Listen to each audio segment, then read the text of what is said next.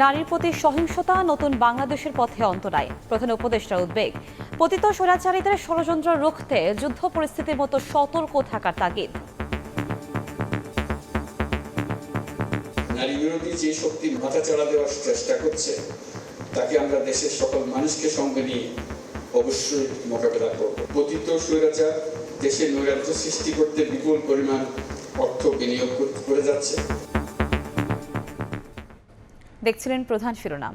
রাত 11টার সময় সঙ্গে আছি আমি কনক আজাদ। এবার অন্যান্য শীর্ষ সংবাদ। নারী হেনস্থায় মদত থাকতে পারে উগ্রবাদী গোষ্ঠীর, শঙ্কা বিএনপির। রহস্য উন্মোচনের দাবি, নিরাপত্তা নিশ্চিতে সরকারের সুস্পষ্ট অবস্থান দেখতে চায় এনসিপি। ঈদ ঘিরে শপিং মল ও আবাসিক এলাকায় নিরাপত্তা কর্মীদের গ্রেফতারের ক্ষমতা। মব তৈরি করে তল্লাশি করলে কঠোর ব্যবস্থার হুঁশিয়ারি ডিএমপি কমিশনারের। ব্রাহ্মণবাড়িয়া সীমান্তে ভারতীয় মোবাইল সিমের অবাধ ব্যবহার, চোরাচালান সহ বাড়ছে নানা অপরাধ। দেশীয় নেটওয়ার্ক না থাকাই কারণ, দাবি ব্যবহারকারীদের। রমজানে পানির জন্য হাহাকার, রাজধানীর শ্যামরাপাড়ায় 5 দিন ধরে নষ্ট ওয়াসার লাইন। বাসিন্দাদের চরম ভোগান্তি, মেরামতে লাগতে পারে আরো 2 সপ্তাহ।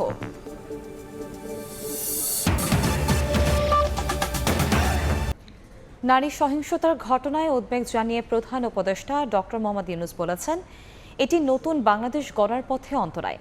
আন্তর্জাতিক নারী দিবসে অদম্য নারী পুরস্কার অনুষ্ঠানে তিনি বলেন, পতিত স্বৈরাচার দেশকে অস্থিতিশীল করতে বিপুল পরিমাণ অর্থ বিনিয়োগ করছে। ষড়যন্ত্র রুখতে যুদ্ধ পরিস্থিতির মতো সতর্ক থাকার তাগিদ দিয়েছেন প্রধান উপদেষ্টা। আন্তর্জাতিক নারী দিবসের অনুষ্ঠানের শুরুতেই শ্রদ্ধা ভরে স্মরণ করা হয় দেশ জাতি গঠনে অবদান রাখা নারীদের। নানা চড়াই উতরাই পেরিয়ে জীবন যুদ্ধে জয়ী নারীদের পুরস্কার তুলে দেওয়া হয় অনুষ্ঠানে। বিভিন্ন ক্ষেত্রে অবদান রাখা 5 নারীকে পুরস্কার তুলে দেন প্রধান উপদেষ্টা ডক্টর মোহাম্মদ ইউনূস। পাশাপাশি বাংলাদেশ নারী ক্রিকেট দলকে দেয়া হয় বিশেষ সম্মাননা স্মারক।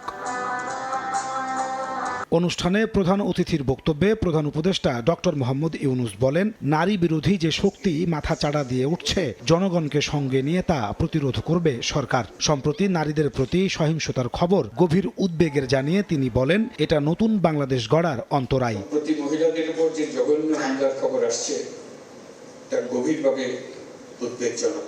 এটি নতুন বাংলাদেশের যে স্বপ্ন আমরা দেখছি তার সম্পূর্ণ বিপরীত। নারী বিরোধী যে শক্তি মাথাচাড়া দেওয়ার চেষ্টা করছে তাকে আমরা দেশের সকল মানুষকে সঙ্গে নিয়ে অবশ্যই মোকাবেলা করব। প্রধান উপদেষ্টা বলেন, পতিত স্বৈরাচারী সরকার দেশকে অস্থিতিশীল করতে বিপুল পরিমাণ অর্থ বিনিয়োগ করছে। এই অবস্থায় জনগণকে যুদ্ধ পরিস্থিতির মতো সতর্ক থাকার আহ্বান জানান তিনি। পতিত স্বৈরাচার দেশে নৈরাজ্য সৃষ্টি করতে বিপুল পরিমাণ অর্থ বিনিয়োগ করে যাচ্ছে। আমাদেরকে এখন ততটাই সতর্ক থাকতে হবে যেমনটা আমরা যুদ্ধের মতো পরিস্থিতিতে আছি। নারী ও শিশুদের নিরাপত্তা রক্ষায় সর্বোচ্চ সজাগ থাকুন। নিপীড়নের বিরুদ্ধে সামাজিক ঐক্য গড়ে তুলুন। একে অন্যের পাশে দাঁড়ান। একটি সুন্দর শান্তিপূর্ণ সমাজ গড়তে সরকারকে সহযোগিতা করুন। নারী পুরুষের সমান অধিকার নিশ্চিত করা সরকারের অন্যতম লক্ষ্য মন্তব্য করে প্রধান উপদেষ্টা বলেন, সর্বশক্তি নিয়োগ করে তা বাস্তবায়ন করা হবে। নাজমুস সালেহী, সময় সংবাদ, ঢাকা। দেশে নারী হেনস্থার পেছনে উগ্রবাদী গোষ্ঠীর মদত থাকতে পারে বলে শঙ্কা প্রকাশ করেছেন বিএনপি নেতারা। জঙ্গিবাদ আর যেন মাথাচাড়া দিয়ে না উঠতে পারে তা নিশ্চিতে অন্তর্বর্তী সরকারের কঠোর হওয়ার আহ্বান জানিয়েছেন তারা। নারী নির্যাতন ও মব তৈরির ঘটনায় স্বৈরাচারের দোষরা কলকাঠি নাড়ছে কিনা তা খতিয়ে দেখার আহ্বান বিএনপি নেতাদের। আন্তর্জাতিক নারী দিবসে বিএনপির কেন্দ্রীয় কার্যালয়ের সামনে থেকে র্যালি বের করে মহিলা দল। কাকরাইল মোড় হয়ে পুনরায় বিএনপি কার্যালয়ের সামনে গিয়ে শেষ হয় র্যালিটি। এর আগে আয়োজিত সমাবেশে বিএনপির স্থায়ী কমিটির সদস্য সেলিমা রহমান বলেন, মব জাস্টিস এবং নারী নির্যাতন বন্ধ করতে না পারলে যে আকাঙ্ক্ষা নিয়ে মানুষ গণ অভ্যুত্থান করেছে তা পূরণ হবে না। সমাজে যে নারী ধর্ষণ, নারী পরণ, এটা যদি বন্ধ করতে না পারেন, যে স্বপ্ন নিয়ে এই বাংলাদেশকে আবার মুক্ত করেছে, সেই স্বপ্নটা আমাদের পূরণ হবে। নারী দিবসে দুপুরে ঢাকা বিশ্ববিদ্যালয়ে আলোচনা সভার আয়োজন করে ছাত্রদল। এতে প্রধান অতিথি ছিলেন বিএনপির স্থায়ী কমিটির সদস্য সালাহউদ্দিন আহমেদ। আপনারা সুষ্ঠু তদন্তের মাধ্যমে প্রত্যেকটি ঘটনার রহস্য উন্মোচন করুন এবং এর মধ্যে পতিত ফেসিবাদের দূষকদের কোনো কারুকার্য আছে কিনা, কোনো কারসাজি আছে কিনা, কোনো চক্রান্ত আছে কিনা আপনারা বের করুন। দিবসটি উপলক্ষে নয়াপল্টনে কেন্দ্রীয় কার্যালয়ে সংবাদ সম্মেলনও করেছে বিএনপি। অসভ্যতা ও সহিংসতার পেছনে কোনো উগ্র গোষ্ঠীর উস্কানি বা মদত থাকতে পারে, যারা দেশকে অস্থিতিশীল করে ফায়দা লোটার অপচেষ্টা করছে এবং যাদের লক্ষ্য বাংলাদেশকে একটি অতি রক্ষণশীল রাষ্ট্রে বানানো, যেন নারীরা নিজ দেশে অধিকারহীন হয়ে পড়েন। এদিকে জাতীয় প্রেস ক্লাবে বিএনপির ভারপ্রাপ্ত চেয়ারম্যান তারেক রহমানের 19তম কারাবন্দী দিবসের আলোচনায় বিএনপির স্থায়ী কমিটির সদস্য ইকবাল হাসান মাহমুদ টুকু বলেছেন, নতুন দল গঠন করে হুমকি ধামকি দিলে চুপ করে বসে থাকবে না বিএনপি। আপনারা রাজনৈতিক দল করেছেন, এই কিংস পার্টি বললেই বলেন জিয়া রহমান কিংস পার্টি করেছিল। জিয়া রহমান ম্যান্ডেট লাগে না এই কথাটা বললে কিন্তু ভুল হবে। জিয়া রহমান সাহেব জনগণের কাছে গেছে, হানা ভোট করেছে, করে উনি এই দেশের রাজনৈতিক দল গঠন করেছে। জিয়া রহমানের সাথে এই দলের সাথে তুলনা করলে কিন্তু আপনারা ভুল করবেন। হিজবুত তাহরীরের প্রকাশ্যে মিছিলের ঘটনার উদ্বেগ জানিয়ে বিএনপি নেতারা বলেন, নিষিদ্ধ সংগঠন কিভাবে মিছিল করে তা সরকারকে গুরুত্বের সঙ্গে দেখতে হবে। মানুষকে হাসান ওয়ালি, সময় সংবাদ, ঢাকা। মব সৃষ্টি করে নারীদের উত্তক্ত ও নিরাপত্তা বিঘ্নিত অব্যাহত থাকলে আইনশৃঙ্খলা বাহিনী ও সংশ্লিষ্ট মন্ত্রণালয় ব্যর্থ বলে প্রমাণিত হবে। রাজধানী শাহবাগে নারী দিবস সমাবেশে মন্তব্য করেন জাতীয় নাগরিক পার্টির উত্তরাঞ্চলের মুখ্য সংগঠক শারজিস আলম। দলে যোগ দেওয়া নারীদের টার্গেট করে মিথ্যা প্রপাগান্ডা ছড়ানো হচ্ছে বলে অভিযোগ রয়েছে তার। নারীদের প্রতি সহিংসতা নিপীড়নের প্রতিবাদে আন্তর্জাতিক নারী দিবস উপলক্ষে শাহবাগে জাদুঘরের সামনে বিক্ষোভ সমাবেশ করে জাতীয় নাগরিক পার্টি। বাংলাদেশের নারীরা যতটা না সফল তার থেকে বেশি নির্যাতিত। নারীর প্রতি সহিংসতার ঘটনা গণ অভ্যুত্থানের চেতনা বিরোধী বলে মন্তব্য করেন এনসিপির নারী নেত্রীরা। আমরা দলীয়ভাবে বিশ্বাস করি যে নারী এবং পুরুষ সমাজে সমান সুযোগ এবং অধিকার পাওয়ার যোগ্য। নারীর প্রতি সহিংসতার যেই পরিস্থিতি আমরা এই মুহূর্তে দেখছি বাংলাদেশে, সেটা কোনোভাবেই অভ্যুত্থানের সাথে সামিল নয়, অভ্যুত্থানের সাথে সামঞ্জস্যপূর্ণ নয়, বরঞ্চ বিরোধী। সংগঠনের উত্তরাঞ্চলের মুখ্য সংগঠক শারজিস আলম বলেন, কেউ যদি মব সৃষ্টি করে নারীদের হেনস্থা করে তবে আইন শৃঙ্খলা বাহিনী সহ সংশ্লিষ্ট মন্ত্রণালয় ব্যর্থ বলে প্রমাণিত হবে। নারীর নিরাপত্তা নিশ্চিতে সরকারের সুস্পষ্ট অবস্থান দাবি করেন তিনি। ব্যবহার করে বিন্দুমাত্র আমাদের গণতন্ত্রের দিকে দৃষ্টি দেওয়ার চেষ্টা করে কিংবা তাদের সিকিউরিটি বিঘ্নিত করার চেষ্টা করে, তাহলে আমাদের এই আইন শৃঙ্খলা রক্ষাকারী বাহিনী এবং সংশ্লিষ্ট মন্ত্রণালয়গুলো ব্যর্থ বলে প্রমাণিত হবে। আজকের পর থেকে শুধু কথা নয়, আমরা কাজ দেখতে চাই। এদিকে সন্ধ্যায় সম্মিলিত সামরিক হাসপাতালে মাগুরার ধর্ষণের শিকার শিশুর খোঁজ খবর নিয়ে সংগঠনটির সদস্য সচিব আক্তার হোসেন ধর্ষণের বিচার দ্রুত বিচার ট্রাইব্যুনালে করার দাবি জানান। যারা নানাবিধ মাত্রায় নারীদের ব্যাপারে নানাবিধ অপরাধে জড়িত হয়ে পড়েছেন, তাদেরকে আইনের ক্ষেত্রে সুপর্দ করার ক্ষেত্রে জনগণ যেন সচেষ্ট ভূমিকা পালন করে। ব্রিটিশ আমলের বিচার কাঠামোতে যে ধরনের সংস্কারগুলো প্রয়োজন তার ব্যাপারে সরকারের তরফ থেকে কিছু উদ্যোগ নেওয়া হয়েছে, কিন্তু এখনো পর্যন্ত সেগুলো আসার আলো দেখেনি। এখনো পর্যন্ত আমরা সেগুলোকে বাস্তবায়নের রূপরেখার মধ্য দিয়ে যেতে দেখিনি। নারীদের প্রতি সহিংসতা দেখলেই জনগণকে প্রতিরোধ গড়ে তোলারও আহ্বান জানান আক্তার হোসেন। মাহাদ ইসলাম ধ্রুব, সময় সংবাদ, ঢাকা। বাংলাদেশি নাগরিক, ব্রাহ্মণবাড়িয়ার সীমান্ত এলাকায় বাসিন্দা, অথচ ব্যবহার করেন ভারতীয় মোবাইল কোম্পানির সিম কার্ড। দেশীয় মোবাইল কোম্পানির নেটওয়ার্ক না থাকায় সীমান্তবর্তী গ্রামগুলোতে অবাধে ব্যবহার হচ্ছে এসব সিম। এতে রাজস্ব হারাচ্ছে সরকার, বাড়ছে চোরাচালান সহ নানা অপরাধ। হৃদয় পালের ক্যামেরায় উজ্জ্বল চক্রবর্তীর রিপোর্ট। সীমান্তবর্তী অঞ্চলের বাজারগুলোতে স্মার্টফোন নিয়ে প্রতিদিন তরুণদের আড্ডা বেশ জমজমাট। তবে তাদের মোবাইলে নেই দেশীয় ফোন কোম্পানির কোনো সিম কার্ড। ব্যবহার করছেন ভারতীয় Airtel, Jio, Vodafone, Reliance, Aircel, Telenor সহ দেশটির বিভিন্ন কোম্পানির ইন্টারনেট। ভারতীয় সিমের অবাধ ব্যবহারে ব্রাহ্মণবাড়িয়ার কসবা, আখাউড়া ও বিজয়নগরের সীমান্তবর্তী গ্রামগুলোতে দুদেশের চোরাকারবারি ও পাচারকারীরা মোবাইলে নিয়মিত যোগাযোগ রক্ষা করে। এতে সীমান্ত অঞ্চলে বাড়ছে অপরাধ প্রবণতা। অন্য কারোর সাথে যোগাযোগ করতে পারে না, যার কারণে আমরা বিদেশি সিম চালাইতে হয়, ইন্ডিয়ান সিম। বাংলাদেশি সিম পাইতাম, নেট ক্লিয়ার পাইতাম, তাহলে ভারতের সিম আমরা ব্যবহার করতে হয় না।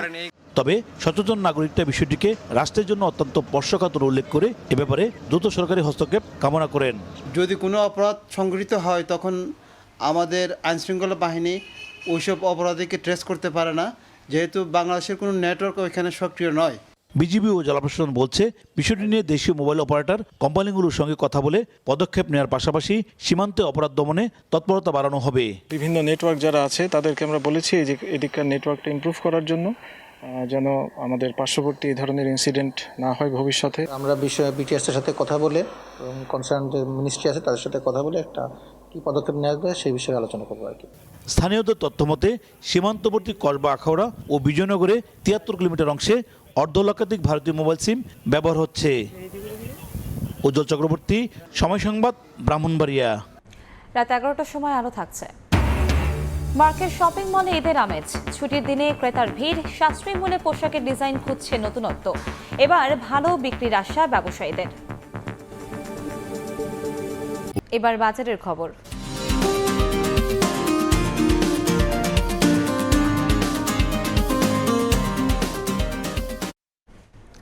চাহিদা বাড়ায় এখনও বাড়তি দামে বিক্রি হচ্ছে লেবু, শসা ও বেগুন। 200 টাকা ছুঁই ঢেঁড়সের কেজি। রাজধানীর মোহাম্মদপুর কৃষি মার্কেটে লেবুর হালি আর বেগুনের কেজি বিক্রি হচ্ছে 80 থেকে 100 টাকায়। 10 দিন আগে বিক্রি হওয়া 40 টাকার শসার কেজি এখন ডাবল, 170-200 টাকা গুনতে হচ্ছে 1 কেজি ঢেঁড়সের জন্য। যদিও বিক্রেতাদের দাবি দাম কমে আসবে সহসাই। এদিকে সপ্তাহ ব্যবধানে সব ধরনের চালের দাম 2 থেকে 1 টাকা বেড়েছে। সবচেয়ে বেশি 4 থেকে 5 টাকা বেড়েছে মিনিকেটের দাম। বরাবরের মতোই কর্পোরেট গ্রুপ আর মিলারদের দুষছেন খুচরা বিক্রেতারা। ক্রেতারা স্বস্তি বাড়াচ্ছে দেশি বিদেশি সব ধরনের ফলের দামই। 300 টাকার নিচেই মিলছে না আমদানিকৃত ফল। তরমুজের কেজি বিক্রি হচ্ছে 50 থেকে 60 টাকায়। সিন্ডিকেট দমনে সরকার জোরালো পদক্ষেপ চান ক্রেতারা। এবার বাণিজ্যের সংবাদ।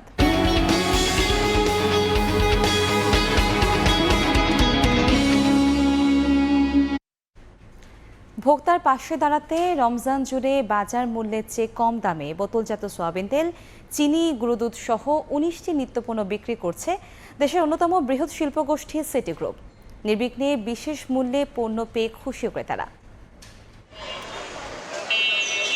শনিবার সকাল থেকে রাজধানীর মৌচাক এলাকায় সিটি গ্রুপের ভ্রাম্যমাণ ট্রাক থেকে এভাবেই পণ্য কিনতে দেখা যায় ভোক্তাদের, যেখানে তেল, চিনি, ডাল, ছোলা, গুঁড়ো দুধ সহ 19 রকম ভোগ্যপণ্য কিনতে পারছেন তারা।